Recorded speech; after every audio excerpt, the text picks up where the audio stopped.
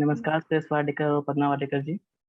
ओपोई पर आपका स्वागत है। त्योहार के सीजन में आपका गणपति स्पेशल भक्ति गाना गजमुखा हाल ही में रिलीज हुआ है, जिसको बहुत अच्छा फीडबैक भी मिल रहा है। इस गाने को श्रेयस वाडेकर जी आपने और पदमा वाडेकर जी आपने मिलकर गाया है। गाने को टैलेंटेड श्रेयस पुराणिक जी ने कंपोज किया है और ये आजीवन साउंड के बैनर तले रिलीज हुआ है। श्रेयस वाडेकर, पदमा वाडेकर जी, सबसे पहले मैं आपसे रिक्वेस्ट करूंगा कि आप गजमुखा गाना गाने के बारे में कुछ बातें बताएं। एक्चुअली आप बताइए। एक्चुअली लास्ट ईयर गाना कंपोज हुआ था, श्रेयस ने इसको कंपोज किया था, मगर मुखड़ा ही खाली हुआ था जी। और चूंकि टाइम बीच में कम था, क्योंकि फेस्टिवल आने वाला था बिल्कुल 3-4 दिन में, जी। तो हम लोग इसको रिकॉर्ड नहीं कर पाए थे। तो इस साल हम लोगों ने महीना 1.5 महीने पहले से ही तैयारी शुरू कर दी थी और अंतरे भी बहुत अच्छे बन गए। सावेरी वर्मा ने बहुत अच्छा लिखा है, सिंपल वर्ड्स में उसने ये भक्ति गीत लिखा है पापा का, और फिर बहुत अच्छा इसका म्यूजिक स्कोर भी बन गया, अरेंजमेंट भी बहुत अच्छी हुई है जी। और बहुत अलग सा थोड़ा सा इंस्ट्रूमेंट्स का यूज किया है हम लोगों ने, और एक गुलदस्ता जैसे ये गाना। और फिर मैं जब गा रहा था तो पद्मा को लगा कि उसने भी गाना चाहिए, तो मैंने बोला ठीक है, हम तीनों ने गाया। फिर मैंने, श्रेयस ने और पद्मा ने। वीडियो भी जो है हमारे स्टूडेंट्स ही हैं, जीतू और दर्शन। उन्होंने लास्ट एक हफ्ते के नोटिस पे सारा प्लान करके बहुत बढ़िया सा हमारे आजीवासन संस्था की जो यहाँ पे जुहू में जो कंपाउंड है हमारे स्कूल का, वहीं पे सारा पुलिस परमिशन लिया हमने बाकायदा, और अच्छे अच्छे एंगल से इन्होंने शूट किया। तो लगता है कि क्राउड बहुत है। कम अपने स्टूडेंट्स आए सारे, जो सीखने वाले बच्चे जो नजदीक वाले हैं वो आए, और डांसर्स थे, ढोल ताशा सब, थोड़ा सा माहौल बनाया एक्चुअली। और उस दिन के लिए हमने खास पुलिस परमिशन ले लिया था सांता क्रूज पुलिस से।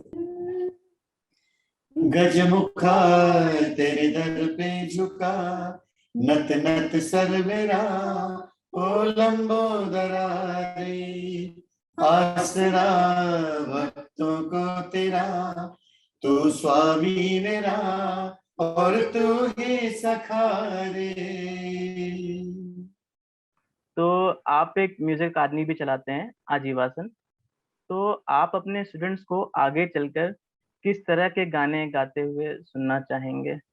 इस पर अपने कुछ विचार। एक्चुअली सभी जॉनरा के गाने उन्होंने गाने चाहिए, जी। जिसमें क्लासिकल है, गजल है, लाइट क्लासिकल है जैसे ठुमरी वगैरह, फोक सॉन्ग्स हैं, इंग्लिश गाने हैं, सभी प्रकार का गाना उनके गले में आना चाहिए। जी। तो हम लोग उसी तरह की तैयारियां करवाते हैं उनसे। हम ऐसे कोई पर्टिकुलर स्टाइल पे बेसिकली हिंदुस्तानी क्लासिकल सिखाते हैं, बट हमारे बहुत सारे कोर्सेज हैं। ये है कि क्लासिकल सीखते हुए हमारे गुरुजी का मानना था कि जो क्लासिकल म्यूजिक सीखता है वो हर किस्म के संगीत को गा सकता है, और वो जो संगीत का रियाज है, क्लासिकल संगीत का रियाज ढाल लेता है इंसान को, ताकि वो हर किस्म की गायकी को अपना सके। तो वो ही प्रथा हम चलाने की कोशिश करते हैं। बहुत रिजिड सिंगिंग नहीं सिखाते। तो बच्चों को हर किस्म का गाने आना चाहिए, बल्कि हम हमेशा कहते हैं कि कोई गाना खराब नहीं होता है, ऐसे नहीं बोल सकते गाना खराब है। तो ये कायदा है हमारी संस्था का कि किसी भी गाने को खराब वर्ड से एड्रेस नहीं करते हैं। हाँ, हमें नहीं पसंद है या हमारी टाइप का नहीं है या हमें नहीं भाता, ये कहना एक बार ठीक है, बिकॉज उतना हक तो हर इंसान को होता है। पर हर किस्म के गाने को हम बहुत एनकरेज करते हैं बच्चों को गाने के लिए। और हमारी खुद की 2 बेटियां हैं और दूसरी हमारी जो छोटी वाली, दोनों वेस्टर्न म्यूजिक भी सीखते हैं। हमारी संस्था में हम वेस्टर्न म्यूजिक भी सिखाते हैं, और छोटी वाली बिटिया तो हमारी सब वेस्टर्न संगीत ही गाती है ज्यादा, हिंदुस्तानी क्लासिकल सीखते हुए, शास्त्रीय संगीत सीखते हुए। तो स्टूडेंट्स को यही मशवरा है हमेशा कि जो भी एज अ प्रोफेशन इसको लो, तो फिर वो काम सराखों पे, फिर जो भी गाना हो वो गाते आना चाहिए। जी। तो जैसे कि 1980s और 1990s के ज़माने के जो गाने थे, वो लोग आज भी लोगों को वो याद हैं। लेकिन जो मतलब कि आजकल के हमारे गाने आ रहे हैं, वो हम 1 हफ्ता होता है कि हम हमारे ज़बान से वो फिर भूल जाते हैं हम। तो इस पर आपकी क्या राय है? एक्चुअली गाने में वर्ड्स बहुत इंपॉर्टेंट होते हैं, जी, जो आपके दिल को सीधे लगने चाहिए जी, और समझ के उन गानों को अगर सुनने वाले अगर समझ के उसको सुने तो ज्यादा वक्त तक वो दिमाग में गूंजते रहते हैं। तो वर्ड्स इंपॉर्टेंट है, जो आजकल थोड़ा कम उसकी तरफ ध्यान दिया जाता है, विच इज वेरी सैड। मगर क्या करें, अभी ठीक है, वक्त जैसा चल रहा है वैसा साथ में चलना चाहिए। और आजकल के गाने भी बहुत अच्छे लगते हैं, मगर थोड़ा वर्ड्स की तरफ ध्यान देंगे तो जो गाना सीधा दिल में उतरता है, उसकी वजह ये है कि उसके वर्ड्स बहुत अच्छे होते हैं। और जी, इसीलिए पुराने गाने जो आज तक गाए जाते हैं, तो उसका उसका उसकी आयु बड़ी लंबी होती है। जी, अच्छा गाना लिखा हो, अच्छा मेलोडियस हो, तो उसकी आयु बड़ी लंबी होती है। जी। तो बॉलीवुड म्यूज़िक के जो मौजूदा हालात हैं, आप लोग उसके बारे में क्या सोचते हैं? मतलब आजकल के सिंगर्स कहाँ चूक कर रहे हैं? ट्रेंड, आकाश जी, ट्रेंड कॉन्स्टेंटली चेंज हो रहा है। आप देख रहे होंगे जी, कि पिछले 10-20 सालों में पहले कैसे एक एक डिकेड के लिए, मतलब 10 साल तक एक ट्रेंड माना जाता था कि 60s के गाने, 70s के गाने, अभी आपने जिक्र किया था 80s जी, 90s की बात की। जी, जी। अभी आप देखिए तो हर चीज का जो ट्रेंड है इतनी जल्दी जल्दी बदल रहा है। हाँ, जी, और गाने वालों को, कंपोजर्स को, फिल्म मेकर्स को काफी हद तक उस रफ्तार में चलना पड़ता है। टेक्नोलॉजी चेंज हो रही है अचानक, कहाँ वो बड़े स्क्रीन और एकदम ओटीटी प्लेटफॉर्म पे आ गए, और कितनी एकदम झट से ऐसे चेंज वाले जमाने में, जैसे बोलते हैं ना, हर मतलब एकदम हर 2-2 साल में सब कुछ चेंज हो रहा है। ऐसे में क्या हो रहा है, आई डोंट थिंक कोई चीज जिसको हम संगीत में स्थायी बोलते हैं, मतलब एस्टेब्लिश नहीं। एस्टैब्लिश नहीं हो पा रहा है। तो जी, किस चीज को टिके आदमी, मतलब ब्लेम करने जाओ तो वो सिलसिला, वो चक्रव्यूह है, मतलब आदमी घूमता ही रहेगा उसके अंदर। जी, तो आई डोंट थिंक, मेरे ख्याल से it's not a blame game. हम किसी को इसके लिए जिम्मेदार नहीं ठहरा सकते। जी, अभी के सिंगर्स को भी इस चेंजिंग जमाने की रफ्तार में अपने आप को ढालना पड़ रहा है। जी, रियलिटी शोज की बात करो या जो भी, इतने सारे प्रोग्राम्स, इतनी सारी फिल्में, इतने सारे सिंगर्स, इतना टैलेंट भी तो है। जी, तो सब कुछ मिल मिला के महायुद्ध हो गया है मतलब। इसलिए तो मेरे ख्याल से उसका उसका ये नतीजा है, जो कोई चीज में आपको वो स्ट्रेंथ नहीं मिल रहा है, लॉन्जिविटी नहीं मिल रही है, वो प्रॉब्लम है उसकी, ऐसा मेरा मानना है। जी, गलती किसी की है नहीं, ऐसे मेरे मेरे ख्याल से गलती नहीं है किसी की। जी, जी। मतलब मेरे कहने का मतलब था कि सिंगर्स मतलब क्या करना चाहिए जो अभी मतलब कि सक्सेसफुल हो सकते हैं वो, या फिर मतलब कि उनको मतलब अच्छे व्यूज़ मिलें, उनको ज़्यादा सराहा जाए।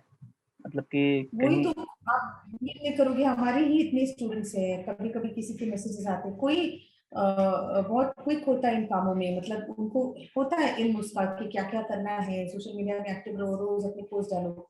तो जी, जो लोग वो उतना अच्छा नहीं कर पाते, वो बोलते हैं मैम अच्छा गाना काफी नहीं होता है क्या, अभी क्यों ये सब चीजें कहाँ से आ गई। ये इसका क्या जवाब हो सकता है आकाश जी, मतलब कोई मतलब हम फ्रैंकली, मैं तो इसका जवाब नहीं दे पाती। तो हमारी इस संस्था में, इस यहाँ पे जब कदम रखो, तो हम प्रेफर करते हैं कि एक ही चीज का प्रचार करें कि मेहनत अपने हाथ में है जी, ना। बाकी चीज जो है वो किस्मत वगैरह की बात करो तो वो अपने हाथ में पहले भी नहीं था, आज भी नहीं है। मेहनत अपने हाथ में है, तो मेहनत कराते हैं। जो भी आप गा रहे हो, जो भी आप कर रहे हो, तो इसलिए मैं काफी बार, हमारी बातचीत होती है तो मैं सुधीर से भी कहती हूँ कि हम संगीत सिखाने के साथ साथ संगीत में जीना जो है, जो कश्मकश होता है एक एक आर्टिस्ट की, चाहे वो कंपोजर हो, सिंगर हो। मेरे ख्याल से उसके लायक हमारे जैसे मेंटर्स की जिम्मेदारी लोगों की मनस्थिति को, मतलब जो म्यूजिशियंस की जो मनस्थिति को हर सिचुएशन में बनाए रखना, और उस सब में से भी संगीत के थ्रू लड़के जीत पाना, हम वो काम ज्यादा करते हैं। इनको जिंदगी जीना ज्यादा सिखाते हैं। आई थिंक संगीत तो सीखते ही रहते हैं हम जिंदगी भर में, तो कभी खत्म नहीं होता। तो एक संघर्ष है ये, इट्स नॉट इजी। इसका कोई ऐसे बहुत बच्चे आते हैं कि हमको फिल्मों में गाना है, तो आप हमको बताइए क्या करना है। तो इसका कोई ऐसे फॉर्मूला है नहीं। और आज भी है आज की तारीख में। तो मेरा आखिरी सवाल जो है वो है कि आप दोनों भक्ति के गाने गाते हैं, त्योहार का सीजन है, तो क्या आप दोनों बताएंगे कि गणेश चतुर्थी का त्योहार आ गया है, तो आप लोग उसको कैसे मनाने वाले हैं?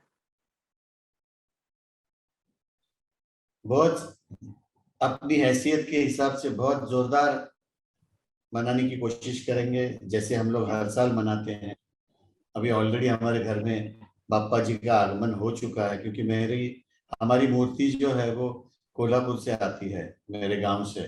जी बहुत बहुत खूबसूरत मूर्तियां बनती है वहां पर, और हम लोग हर साल कोल्हापुर से ही मूर्ति मंगवाते हैं।